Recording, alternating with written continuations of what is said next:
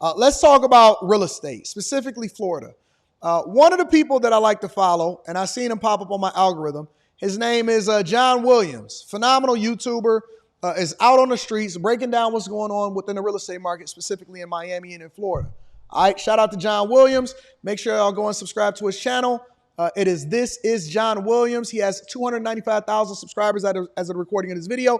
But I think that he perfectly summed up what I've been telling y'all for a long time when it comes to the real estate market, specifically in Florida. Check it out. Hey, what's up, guys? John here. You see this construction project? This project just got foreclosed on. This is going to be home to another high-rise in Miami. You can even see the weeds growing out through the rock. This is now a common trend throughout the entire city. Builders, investors, speculators, and developers are giving the keys back to the lender. They've had enough. They can't hold on. Home foreclosures in the U.S. are on the rise. The nation is seeing a spike in foreclosures. The rise of home foreclosures is placing a dark cloud over these top 5 states. I want to show y'all this. I want to stop right here for a second. Home foreclosures have been a thing, and it is going to continue to be a thing during this administration. If this administration win again, then it's going to be an even bigger thing. Look at the top states for home foreclosures. Let's continue. This is just a 1-block radius. See this construction project behind me? You see this crane? You see this other project right there? This looks abandoned, for sale. Link to the Patreon is in the description as well as pinned to the top. But it's also under construction. Why would they sell the property if they weren't in financial hardship before construction is complete? Another one down the road, for sale. Another project, for lease, for lease. This is everywhere throughout the entire city. If you drive 95 and you pass Miami on the left, what you will see is the entire skyline littered with cranes. In 2023, 17,000 apartments finished construction inside of Miami. In 2024, there's 22,700 apartments that are still in the construction process, meaning 39,700 apartments just over the last 17, 18 months. That is significant. When you look at 2007, before the peak of the bubble, before the big crash, there were only 20,000 apartments under construction. You're talking 2 times that figure right now, just over the last 17, 18 months. Not taking into consideration the amount of inventory that was built on the back of very low interest rates in 2021 and 2022 that will soon have to be refinanced. What's very unique and interesting this time around is that in 2021 and 2020 and 2022, that period, you had 1,000 people a day moving to Miami, moving to Florida, wanted a piece of Florida. Everybody wanted to be here. Florida is booming, attracting more new residents from across the country than any other state in America. New reports show that almost 1,000 people are moving to Florida every day. Now the population of Miami is declining. And so with it goes the demand for brand new construction apartments. Now investors and developers are dropping rents on average of $300 per month to attract a tenant. If you have an apartment building like this and you're building 200 apartments and you have to drop your rent $300 across every single door in that entire build, is that a problem? The answer, yes, especially as taxes and insurance are going through the roof. Now, what's going to be very interesting and unique this time around is going to be how this entire shoe drops, how this domino continues to fall. Because what I believe is going to happen is I believe new investors and speculators are going to come in and buy up the distress, the Blackstones of the world, the really big prominent investment firms. And they're going to buy these deals at a much lower cost basis. Think about it. If they can go buy this deal at 50 cents or 60 cents on the dollar, they will, and the lender is going to have no choice but to sell it to the highest bidder. And so when they buy these deals, as these people go broke, they're going to be able to reduce rents, and they're going to be able to push more pressure and more pain to these builders. These other builders, think about it, Blackstone owned this deal and they're renting the units for $2,000 or $2,200, and the builder over here needs to rent it for $3,000 a door to fill. What would happen? Blackstone would likely keep this at $2,000 a month to maybe $2,200 for a year or two to bleed out this guy. And then this person would bleed out and they'd be able to acquire that property. Then they can increase rents on both of them. And so what is going to happen going forward is going to be the consolidation of land, real estate, and assets throughout the entire city of Miami. In this video, I'm going to give you a full tour of exactly what's going on to help you and position you for what I believe is going to be the greatest wealth transfer in American history. Please hit the like button. YouTube will share this content, educate more people about what's really going on in America's economy and housing market. A condominium owner inside of this complex called Williams Island, just north of Miami Beach, was just hit with a $224,000 assessment.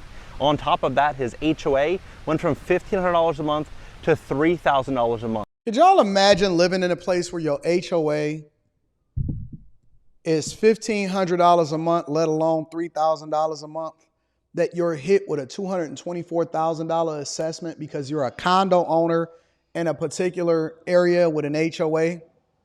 That is what's happening across Florida, all across the board. When that building collapsed, it became the end of what we was talking about as far as all of these retirees and people being snowbirds down in Florida and owning a property in Florida, because then they started putting more regulation and they start really putting pressure on a lot of these buildings in order to bring them up to date that has been in Miami and Miami Beach for a long time.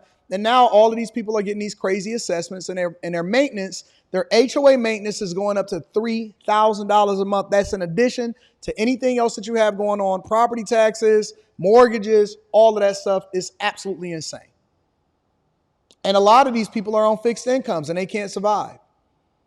And what you've seen is a lot of overbuilding down in Florida. And now they cannot move these places. Interest rates are too high.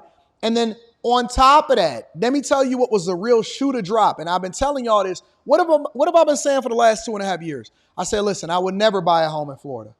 I will never invest in Florida. It is absolutely going to be the first place to go when you see a new housing crisis. It is 100% going to be the first place to go. Florida, California, the first thing that I started paying attention to was the insurers. When the insurers started running away from Florida, I said, well, I would never put a dollar into Florida because it's going to great place to visit, 100% awesome to rent out at. But would I ever put my money into Florida? Absolutely not. The place that's going to be is in the Midwest. The middle of the country and in the Midwest is where all of the money should be concentrated. But I'm not going to get into that on this. I'm going to talk about that in our new real estate club class that we're going to have inside of the Patreon, because we got stock club. Now we got to go into real estate, and I'm going to show you a lot of the off-market deals that I'm making and why I'm starting to build so feverishly in Michigan in particular, because the insurers are literally running away from California and they're running away from Florida. Especially with the warming of the climate, regardless of whether or not you believe in climate change. Okay, the climate is changing. It's getting warmer. It is what it is. The insurers are not going to continue to stay in Florida, and they're not going to continue to stay in California. Florida tried to mitigate this once they had that bad hurricane back in the 90s, and then again in the 2000s by creating a state-owned insurance company that ultimately would insure what the private insurers wouldn't insure anymore. And so I believe it's called Citizens. For those of y'all in Florida, correct me if I'm wrong, it's called Citizens. And so a lot of people start going with Citizens Insurance because it was the only way for Florida themselves to continue to create stability and ultimately incentivize people to continue to move into and invest in their country and invest in their state. And so they create Citizens Insurance because it was the only affordable way for people to continue to own their homes and have confidence to continue to build and also move into Florida. But the insurers is running away, boy. They're running away. Absolutely. And it's only going to take one or two more very bad hurricanes to just completely ruin that entire space. All right. A 79-year-old condo owner in Aventura is already on the hook for a $224,000 assessment fee, which he can't afford. Where are we going to go? How are we going to get out of here? NBC, MSN, every mainstream media outlet, Yahoo News, covering this story. He is going broke. And it's not him alone. He's with a lot of other people inside of Florida, a lot of retirees, a lot of people on fixed incomes that own condominiums that can't keep up with the assessments, they can't keep up with the rising HOA and the rising cost of living. You see this property behind me, the Gateway at Wynwood. This is tailor-made for... And I seen that building going up because I always be in Wynwood when I'm down there in Florida. I seen that building going up. Founders, tech companies, entrepreneurs, business owners to come here and work during this pandemic boom in 2021. Now what's happening is they're in foreclosure. The lender is foreclosing on a $102 million loan. And why is this? Well, companies are looking to cut costs, and they are slashing office space. And now many of these employees are working from home. This work from home trend is now permanent, and this office market is getting destroyed alongside multifamily at the same exact time. You see this mega estate behind me? It's 7,500 square feet in a pristine pocket of Miami, an area where everyone wants to be. Very close walking distance to all the shops. They initially listed this property for $14,995,000 at the height of the market. They've done a series of price reductions and brought the price all the way down to $6.5 million. That's So you went from $15 million to $6.5 million and price cuts. I'm telling you, it's I've been predicting it. I said that it was about to happen. I told y'all, I warned y'all, I gave y'all the updates on what was happening out in these streets, and a lot of these people, they were sitting there, oh no, we like the sunny. Okay, you got it. I doubled down on where I'm at. I love Florida. I love to go and visit nice bodies, beach bodies. When I flew down there the other day, what was that, Thursday going into Friday, I said, oh my God, it's still crazy. The women down there look crazy. Crazy. It's a different market. Okay. right.